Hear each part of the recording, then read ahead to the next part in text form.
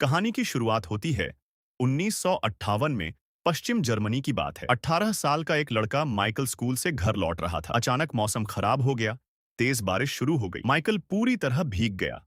उसे चक्कर आने लगा, कमजोरी महसूस हुई और घर पहुंचने से पहले ही एक अपार्टमेंट बिल्डिंग के प्रवेश द्वार के पास वह गिर पड़ा और उल्टी करने लगा। उसी बिल्डिंग में रहने वाली हन्ना, जो बस कंडक्टर का काम करती थी, ने उसे देखा। बिना सोचे वह दौड़कर आई, उसके मुंह को साफ किया और सहारा दिया। दर्द और डर से माइकल फूट फूट कर रोने लगा। हन्ना ने उसे गले लगाया, सहलाया और शांत किया। थोड़ा बेहतर होने पर हन्ना उसे उसके घर तक छोड़ आई। उसी दिन दोपहर में माइकल के पिता ने देखा कि बेटा बहुत पीला और कमजोर दिख रहा है।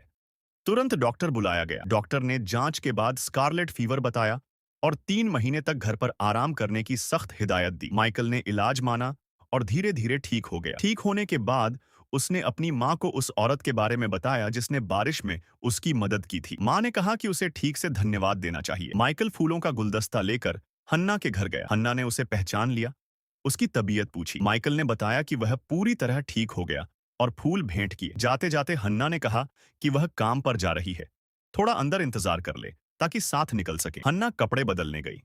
माइकल चुपके से उसे देखने लगा।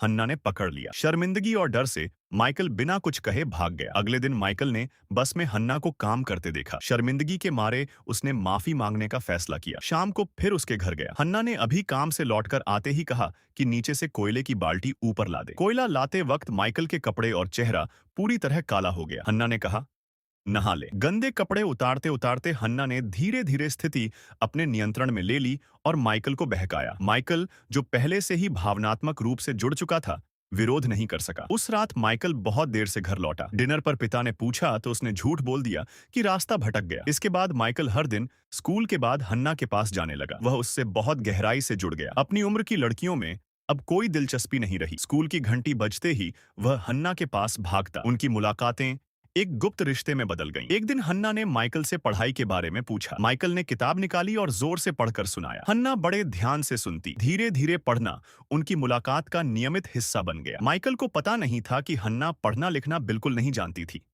वह यह राज छुपाए रखती थी। एक दिन माइकल उसी बस में चढ़ा जिसमें हन्ना काम कर रही थी। हन्ना ने उसे देखते ही गुस्सा दिखाया और पूरी तरह अनदेखा कर दिया। बाद में घर पर माइकल ने पूछा तो हन्ना ने कहा कि उन्हें कभी भी सार्वजनिक जगह पर साथ नहीं देखा जाना चाहिए। झगड़ा हुआ, माइकल ने माफी मांगी और हन्ना ने माफ कर दिया। कुछ दिनों बाद माइकल ने साइकिल से घूमने का प्लान बनाया। हन्ना राजी हुई। खर्चे के लिए माइकल ने अपनी कीमती स्टैंप कलेक्शन बेच दी। 2 दिन की यात्रा में वे छोटे छोटे कस्बों में रुके, साथ खाना खाया, एक दूसरे का साथ लिया। दूसरे दिन वे एक चर्च में गए। अचानक हन्ना चुप और उदास हो गई। माइकल ने उसका दुख देखा लेकिन सवाल नहीं किया। घर लौटने के बाद उनका रिश्ता और गहरा हो गया। स्कूल में एक लड़की माइकल को पसंद करने लगी लेकिन उसने पूरी तरह अनदेखा किया। इसी दौरान हन्ना को नौकरी में प्रमोशन मिला लेकिन प्रमोशन के साथ उसे कहीं और जाना पड़ रहा था जिससे वह डर गई। माइकल के जन्मदिन पर दोस्तों ने पार्टी प्लान की लेकिन वह हन्ना के पास चला गया। छोटी मोटी बात पर झगड़ा हुआ, फिर मना लिया। उस रात वे साथ सोए।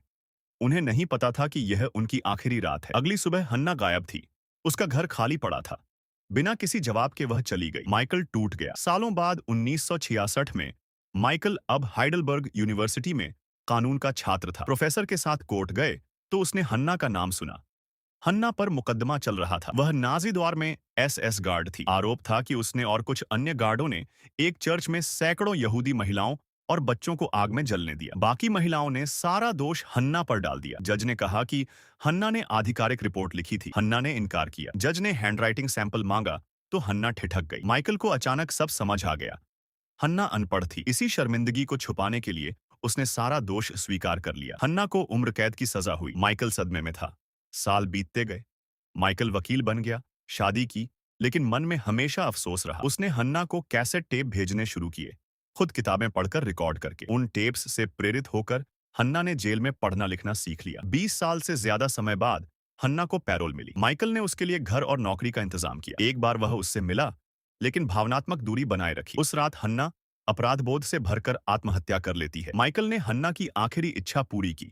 उसकी सारी बचत साक्षरता संगठन को दान कर दी। 1995 में माइकल अपनी बेटी के साथ हन्ना की कब्र पर गया और पहली बार अपनी बेटी को पूरी कहानी सुनाई। अंत में सवाल, अगर हन्ना को पहले शिक्षा मिली होती तो क्या उसका भाग्य बदल जाता? आप क्या सोचते हैं? कमेंट में बताएं।